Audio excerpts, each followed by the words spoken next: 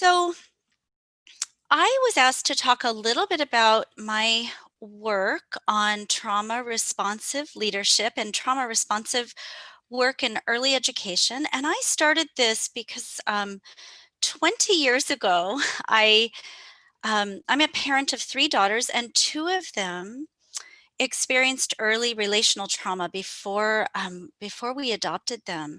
And I had had many years of learning about early education and child development, and really nothing prepared me to be the kind of responsive, effective parent I needed to be. I kept trying things and it just didn't quite work. And I struggled for a few years until I found out about the work of Dr. Bruce Perry. And I don't know if he is somebody that you've heard of. If not, I really encourage you to look him up. He has some beautiful work that talks about the importance of understanding the impact of stress and trauma on the brain for children and for adults, and how it impacts our learning, our development, our relationships, and so on. And it was exactly the key that I needed to be able to kind of unpack what I was seeing, what I was experiencing. And since then, I have brought it into all of my work, whether it's in policy and teaching, in research. And so I'm just going to talk through a few key ideas today about what it means to bring a trauma responsive lens. So the sort of big idea is that we understand what creates stressors, what creates the difference between a positive stressor and something becoming traumatic in our perception of it, and then what are the tools that we can use to actually both prevent traumas but also interact and intervene to try to prevent short and long-term impacts. So I want to start by saying these characteristics here, something that is novel, something that we don't know about, our brain isn't familiar with, something new, a new teacher, a new experience, a new event, a new routine in the classroom, something that is unpredictable, so we don't know what's coming, there's uncertainty, and something where we have a perception of a lack of control in addressing and solving. These are the things that we know from decades of research take a stressor and amplify it and make it much worse in our bodies and in our lives. Because of these things, this gives us a window into what turns into something from a stressor that can actually become a trauma. And the characteristics of a trauma is the feelings of fear and terror, feelings of a helplessness that we don't feel that sense of agency and control, and feelings again of kind of a hopelessness, okay, a frozenness, that we don't have any movement forward.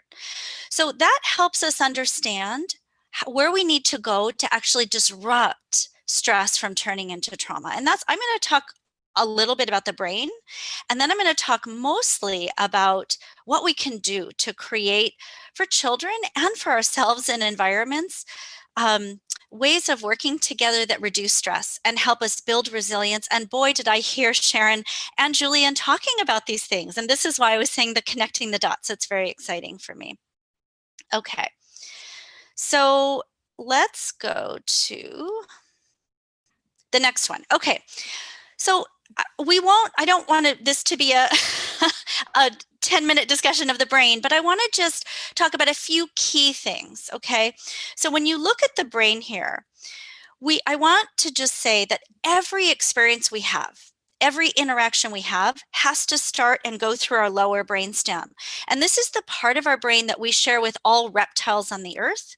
So it is the least developed part of our brain. And you can see these kinds of things that the brainstem controls and supports. And it's a lot of, things like our heart rate, our breathing, our blood pressure, the sensations that we feel inside of our bodies. And it's also what we call the smoke detector. So it is constantly, along with something called the amygdala in our limbic brain, it's constantly scanning inside of our bodies and outside in the environment for danger. So what do I mean by scanning our bodies inside? If we're hungry, if we're tired, if we're cold, it will scan and notice that and say it activates a stress response. It senses a threat.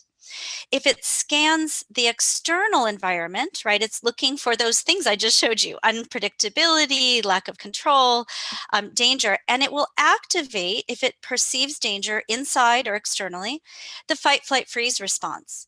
And we're sort of aware of that, but it's your stress response system. And when it's activated, it releases all these stress chemicals. It makes things better for you to be able to protect yourself and to react really quickly to survive. But the other thing, when our stress response is activated, it gives us less access to the other parts of our brain. And I'm just quickly going to say the limbic part of our brain is the relational part of our brain that helps us connect, feel a sense of attachment, feel a sense of inclusion, feel a sense of belonging. And the forebrain, this is what we need to do so many things, to think rationally, to problem solve, to be able to control our behavior and our emotions, to have that self-regulation, to live our values, to sort of say, we have a mission in this program.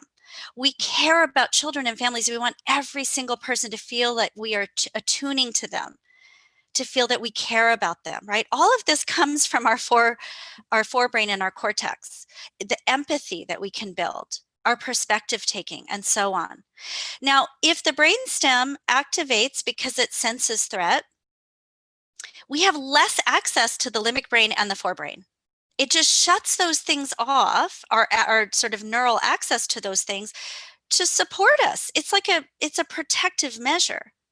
But we need to know that we are less able to control our behavior, less able to build empathy, less able to connect and attune if we are under more stress. So a trauma responsive approach says, how do we actually de-stress? How do we behave and work to calm our stress response? So those are some of I'm going to sort of talk about some key things. And before I go to the next slide, I want to just say that because of mirror neurons and the sort of neurons in our brains that we all have, stress is contagious. And this is why it's really, when you're around somebody who is anxious or worried, you're going to automatically absorb that into your body. It's not something that's under your control. It just happens, and it's subconscious, and it has to do with the reptile part of our brain. So if we know that stress is contagious, and Sharon was talking about a lot of anxious families coming in, you're going to be automatically absorbing that into your body. It might feel extra tired for you when you go home from work, because it is a lot of work to hold all that stress, first within your body, but then within other people that you're working with, and you're having to hold stress for staff and so on.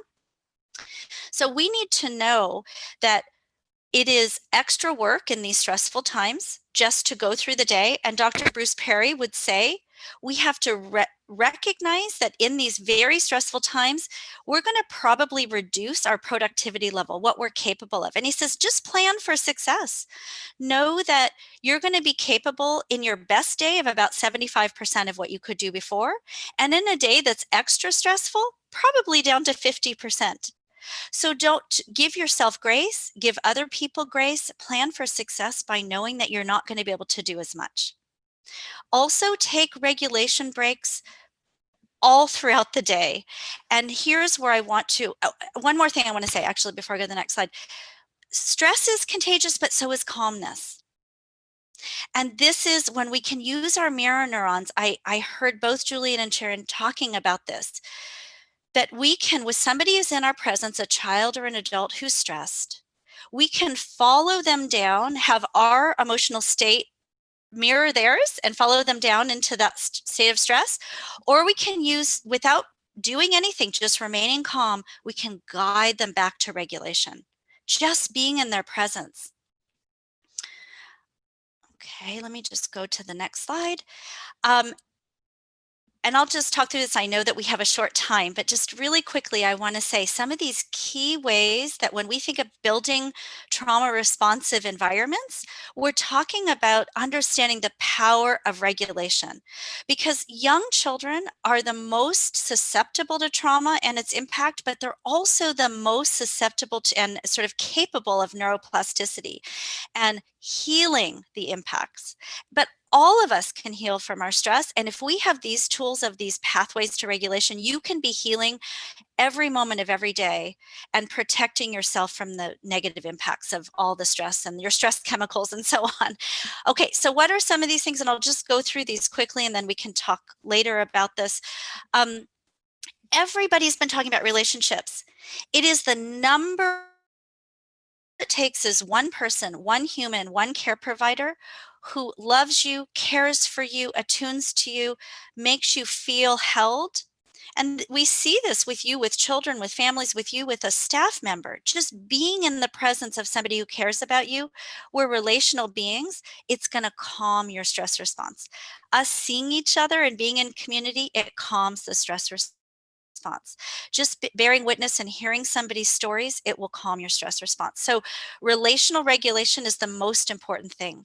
But when we do that in combination with one or more of the next three categories, this is power.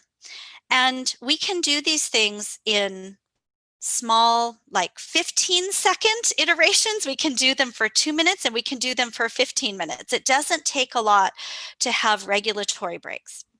Top down. This is using your cortex and having strategies which they tend to be thoughts. Like we might tell ourselves a mantra. You might just be in the middle of a hard interaction with a colleague. You close your eyes for a minute and you say, I got this, I can do this, this too shall pass, right? But we use a thought to try to regulate that alarm center down here. That can be very powerful. Sometimes people talk about grounders, finding a grounder and regulating yourself with a grounder. But if your stress response is really activated and you're very dysregulated, you can't use this organ, right? Your cortex is shut off. So those kinds of sort of verbal or word related, thought related strategies are not as helpful. The next one, bottom up. This is the quickest way to regulate yourself. And this isn't just for you, but for you with an adult, a staff member, or a child. This is the fastest way to regulate because you're going right to the lower brainstem and you're doing things that will calm the stress response. So what are these? It's a combination of movement and rhythm. We call it somatosensory. Movement and rhythmic activities. So have you ever been in a meeting and you feel stressed and you see somebody start to just rock like this? Or we wonder when we pick up the babies and we rock in a rocking chair? Movement and rhythm, systematic rhythmic activity, walking, jumping. This is why putting on music, if you put on, we now do music all throughout our trainings. Every 10 or 15 minutes, we'll put on some rhythmic music and just calm the stress response. Breathing, taking the deep belly breaths. This is why it's so powerful when you feel stressed and you can just stop and learn to have a deep belly breath on the floor in the action or outside in a staff meeting. Meditation, all of these kinds of things that get right here to the brainstem and calm it. And like I said, it can be 15 seconds of just stretching in a meeting. And you're going to come back and you're going to be regulated. Your cortex stays open. The last one I want to talk about is folks talk about as dissociative, but I want to say disengagement. I think that's a more accessible word. This is what our brains do most often. They disengage for just a moment to calm and allow you to stay regulated. So you might have disengaged for just a moment listening to me and your mind wanders off and then you come back. But guided meditation, prayer, self-hypnosis, these are other forms of disengagement. So I'm going to stop and close by saying we have to acknowledge, remember those factors that create things from stress that activate stress. We're going through all of those, whether it's COVID, in America, our racial reckoning, we have fires everywhere. We have all of those factors are just sky high. So we are planning for less. We are planning in our meetings with leaders to make fewer decisions each day in each meeting. we're planning to get through, we're spending 20 minutes in an hour meeting just relationally connecting. We're saying if we're going to make decisions, we have to break them into smaller pieces and take regulatory breaks throughout a meeting so that we can actually have our cortex open to support those decisions. And we're just recognizing that we have to give each other grace um, to support one another and be in relationship and ask for more help, do things in more teams, because that's going to be how we relationally regulate. I'll stop there.